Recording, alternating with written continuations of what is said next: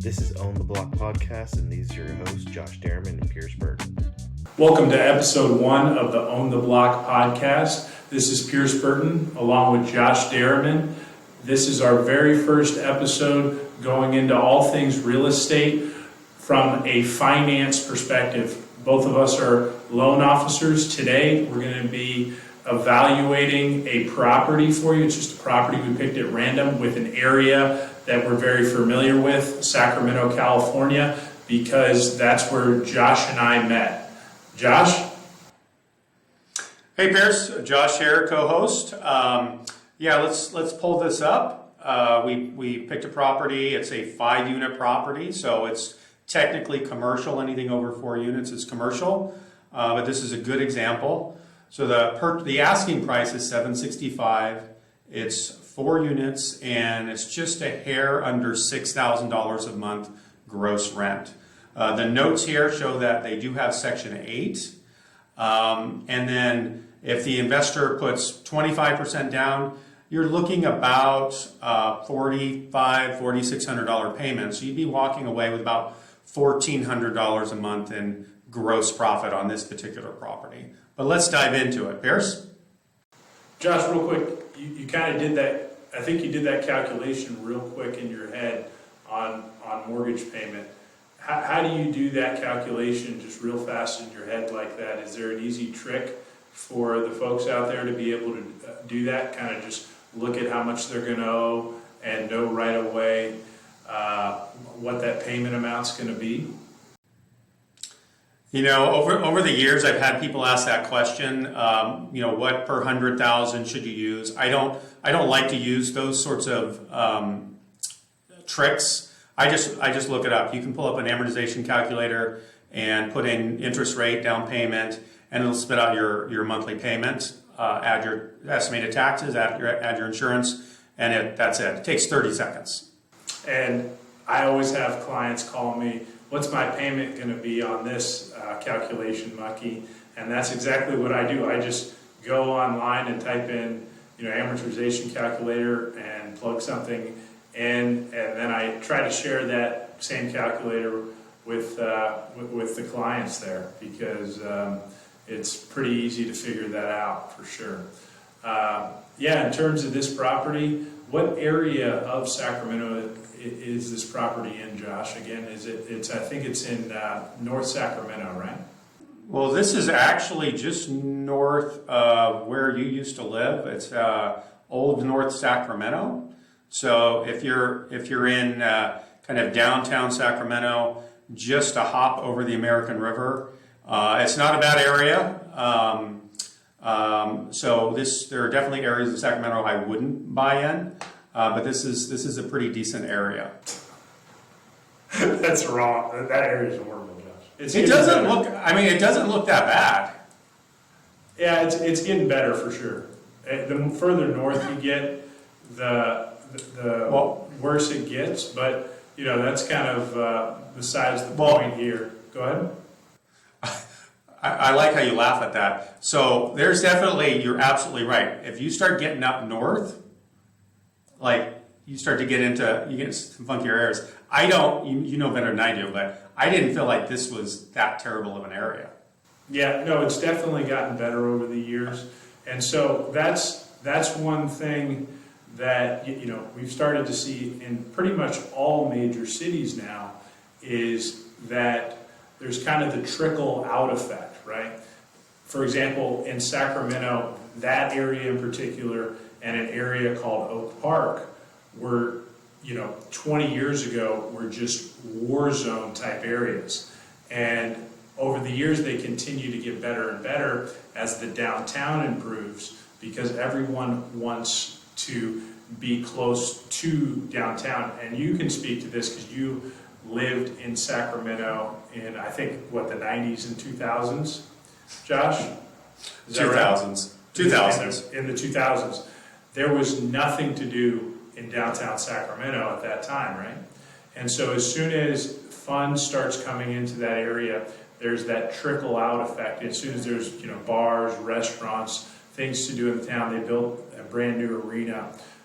it's a really good idea to start investing in properties like this one in particular, that it has a close proximity to downtown, that might be in a bad area, because that area most likely is not going to be bad for long.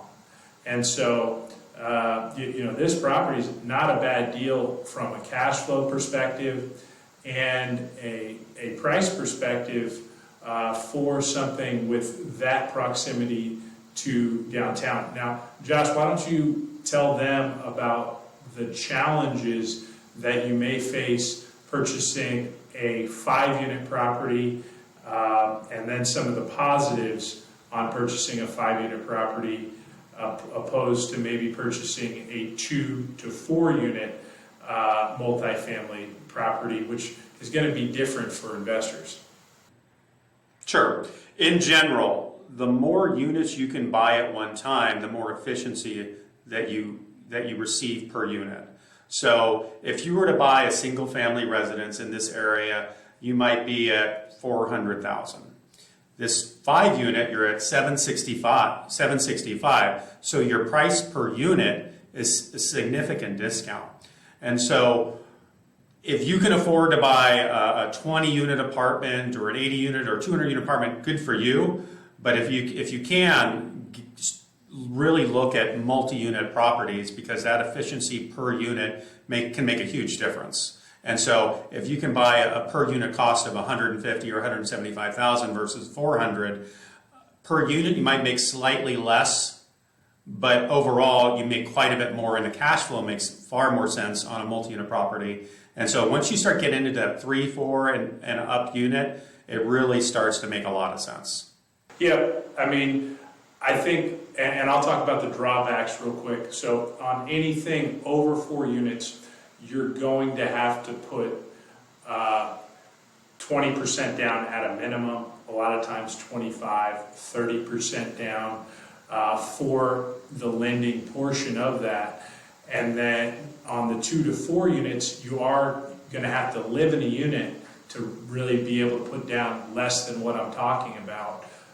But you do have that option for an FHA loan where you can put 3.5% down. And so that's one reason that there's an advantage to the 2 to 4 opposed to the 5 units and more. Now, one huge positive to 5 units and more is I can come in, don't even have to do any work to the property, and raise rents and actually increase the value of the property, because value in terms of appraised value on a commercial property, meaning 5 units or more, is based upon the amount of income that it's bringing in and its overall balance sheet. When on a 1 to 4 unit property, that does not apply. I have people tell me all the time, oh, this property, this duplex should be worth X because it's renting for this much. That's not how the 1 to 4 unit appraisal works. It's based solely on comps. That's a very good point. And something that you just said, and we recommend to people all the time, is if you can find a 4 unit or less property and you can move in and use FHA, it's ridiculous. 3.5% down. It's a fantastic way to start out your investment property portfolio, is buying with FHA. The trick is you just have to move into it. And so if you're willing to do that, it's a ridiculously good way to start off your investing career. One of the things that a lot of investors look at, and they'll look at the property and go, hey, I wouldn't want to live there. I don't want to live in this property either. But when you look at it from an investing perspective, this is the kind of property you want to own. It's a little bit beat up. They don't have any interior pictures, which is always an indication. So you're probably going to go in as older cabinets, maybe linoleum floors, some painting that needs to be done. But it's all going to be relatively minor, and a renter doesn't mind. You never want to get into a situation where you're buying something that's necessarily pristine, because you're going to be paying a premium for that. And the renters aren't necessarily going to treat your property as if it's a premium property. So you always want to be careful about that. The other thing is that a lot of investors, when they're buying their property, they're not thinking, hey, when I buy this property, I'm going to have to put $10,000 or $20,000 into it to get it up to where I want it to be. And they don't take that into account when they're purchasing. And it's something you really need to take into account. You're buying this property, the seller may be a nice guy, but he's not telling you about everything. So there's going to be stuff that you immediately have to go in there and fix. Expect that. Can you talk a little bit about Section 8? I know you have experience with it, Pierce. This particular property has Section 8 tenants. Yeah, so it really depends on what type of Section 8 tenants you have. And each area has a little bit different rules and regulations. But basically, for my Section 8 tenants, I just have my property managers deal with them. But essentially, you're going to get a guaranteed amount of rent. And then depending on what these people qualify for, let's say it's an $800 amount, right? Then a month. It's going to be a lot more on these properties, but I'm just using that as an example. Then, Section 8 comes in and says to that renter, well, you only have to pay $300 of it. And then they're going to come in and pay the rest and send you a check. And with the areas that I've done it in, they actually a lot of times will pay you 3 months in advance of that tenant and that sort of thing. And it's all based on that tenant's income. Have you had any problems with any of your Section 8 tenants? Yeah, I think overall it's a little bit harder to get that little bit of money that Section 8 tenant may owe. Like I've had tenants that are renting for $900 a unit and they only have to come up with $100. And I feel like they feel that they don't have to come up with that because 90% of their rent is subsidized and being paid for. So it's actually a little difficult sometimes to get. It's more difficult to get that $100 than it is to get $900 from a tenant that's paying the full amount on their own. In my experience, I think Section 8 is a good program, but what you'll have with certain tenants, and I'm going to throw Section 8 tenants in there, is that you have to be careful. How much do they appreciate the property that they're in? So if they're only paying $100 a month or $200 a month, how much pride are they going to take into the property? Are they going to take care of that property in the way that somebody that maybe is paying $1,000 or $1,500 or $2,000 a month? I think that can be a challenge. So I'm looking this property up right now because it almost looks like it's a 4-unit with an SFR or with a ADU. And where are you looking that property up, Josh? I'm pulling a property profile. Where do you pull a property profile? So I get access through a title company that we use, a escrow title company. And if you can show that you do a decent amount of business, they will give you access to county recorders and property data that you wouldn't have or you'd struggle to get otherwise, or it would be behind a paywall. If you get access, so all of this is public record, and so it's a question of access. And so some counties, you have to place an order for access. Some of it's easily accessible online. But I never encourage people to do their own title work because it can be extremely complicated. It's easy to make a mistake, and that mistake could cost you hundreds of thousands of dollars. I've seen it happen to people. And so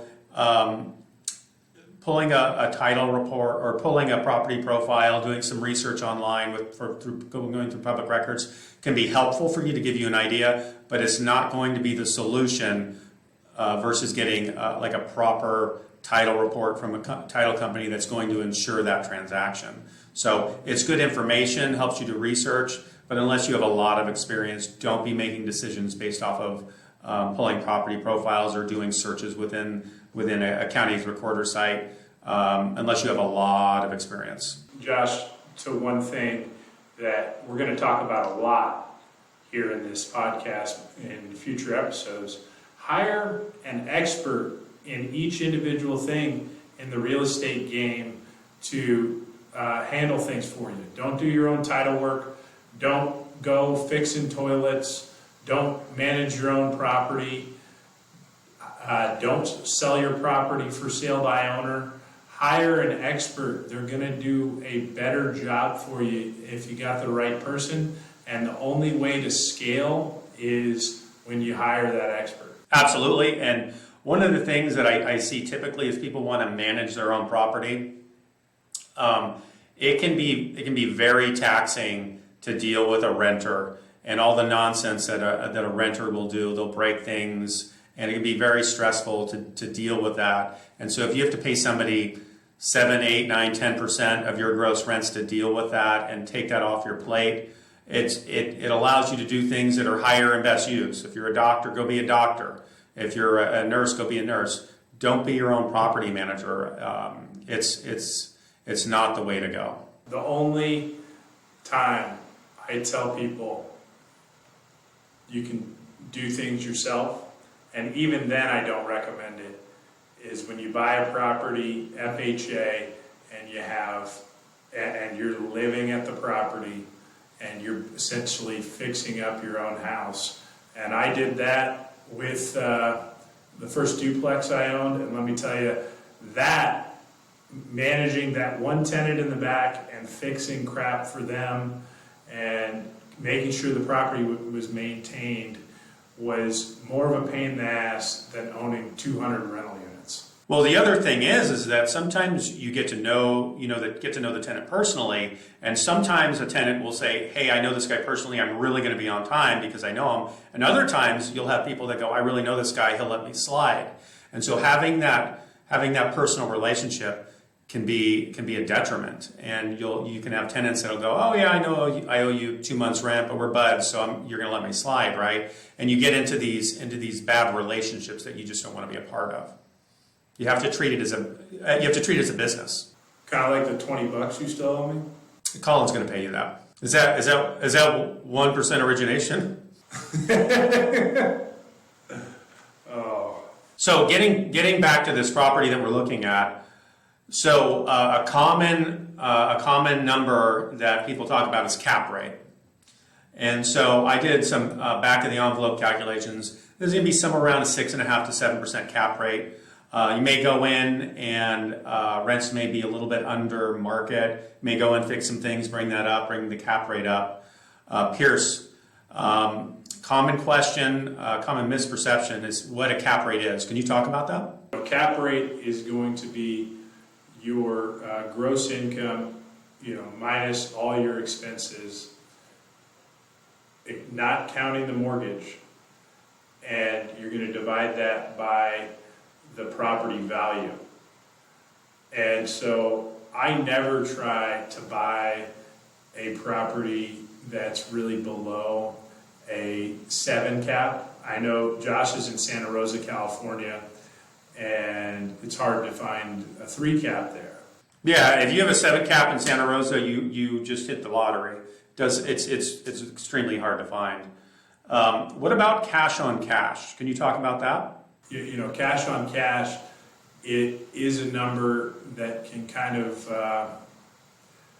be skewed depending, obviously, on how much money you have to put down for down payment. I'm always trying to find ways to put as little down for down payment as possible because that cash on cash return is going to be so high. And so, basically what cash on cash means for people out there is, I put up $1,000 and I'm getting $100 a year. That would be 10% on my money every year. And that's based on the cash flow of the property. And so looking at all these different numbers can really help you to figure out if a property is a good deal. And not every deal is going to fit into the box of, well, this is a great cap rate, this is a great cash on cash return, this is a great ROI, and this is a great buy. So you really have to figure out, number one, what you're looking for, and you don't necessarily have to be looking for just one of those. I buy deals all the time where the cash flow is horrible initially, but I'm getting it for such a deep discount, I can do a cash out refi and get all my money out of the property. So I don't really care if the property cash flows because I own the property for free, and over time those rents are going to go up. You know, there's other instances where I'm paying what's probably market value for the property, but it's just in an area or the property type is such that it has a very high cash on cash return or cash flow or cap rate, and so you don't really care about as much what the current value of that property is. I see it all the time.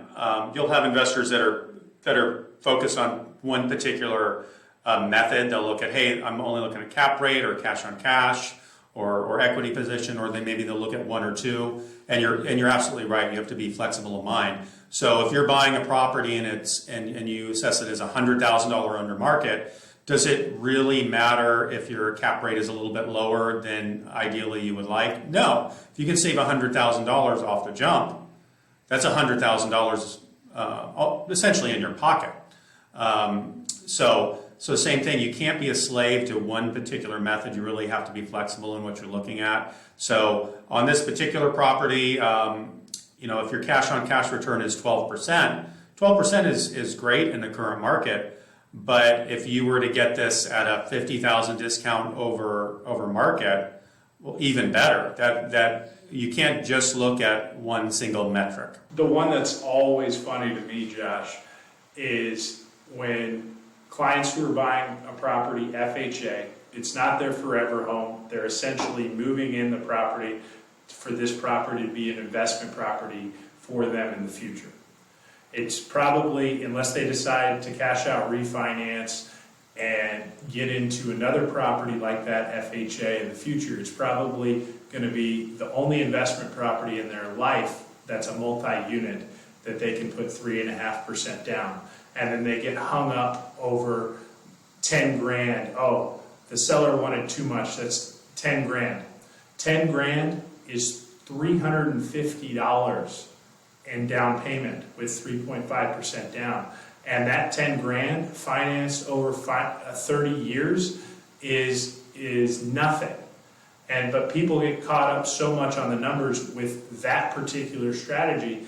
In fact, if you're buying a property FHA and you can put 3.5% down, you could overpay for the property as long as it appraises, and over time, you're going to win every single time. But people get caught up on those little numbers when they're putting down a really low down payment, and so the delta between those in terms of ROI and all that type of thing doesn't really matter. You're not going to, so. You're absolutely right. If you're using FHA, your primary thing that you're looking at is the leverage that you're giving yourself over time. And so if the property cash flows, that's great. If it cash flows $1, that's great. You're not really looking at that day one. You're looking at what it's allowing you to do. And so if you buy a 4-unit property and it covers its rent, that's fantastic. You just used 3.5% to buy a house. Somebody else would have had to put 25% down, and you can't expect a cap rate of 10% on something like that. You're using a tool. Be aware of the tool that you're using and what you should expect to gain over time because of that tool. If I've never bought an investment property before, how I'm going to be able to attack that property? I might have bought a primary residence before, but I have no team in the particular area I'm looking to buy. And so one of the first things I would start doing is the type of properties that I'm interested in. I would start calling around to all the realtors who have those properties listed and talk to maybe 4 or 5 and see which one you vibe with and which one your interests kind of align. And also, you want to have a realtor who has time for you. A lot of agents may not have enough time for you. I think one important thing with a realtor is having someone who's able to go look at the properties and that sort of thing. Then I would figure out what type of lending I want to do. Josh and I do offer mortgage lending, as you guys know, and so one thing that we provide is being able to tell you what loan type is going to be necessary for each particular deal. And each deal is really completely different. There's not a one-size-all loan product that works for every person or every property. And so we can help you do that. And if we don't have a product that suits that property, or maybe something's going to be better for you elsewhere, we're going to try to point you in the right direction of another place to go. Next, you got to get your insurance stuff set up. And so call around to some different agents there. And it's not about always how cheap stuff is. You got to have an agent who's going to explain those coverages to you. And then, lastly, you want to have a good title attorney and that sort of thing. And then those would be the initial steps. I would have all those people in place before even making an offer on a property. Now, right after that, there's some other pieces to be able to move forward on owning that investment property, but that would be the initial steps that I would take.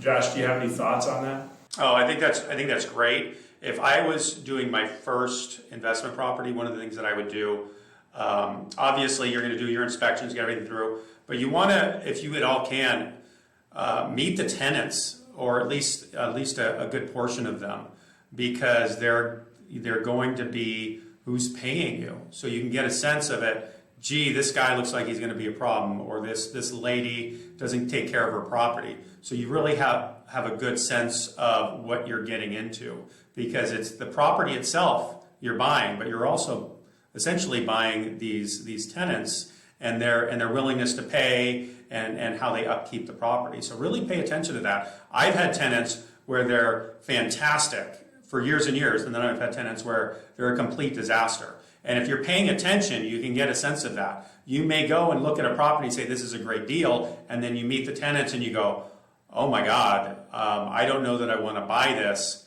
These people are going to be difficult. Like in California, it can take you 6-12 months sometimes to evict a bad tenant. And that can really make a difference in your bottom line.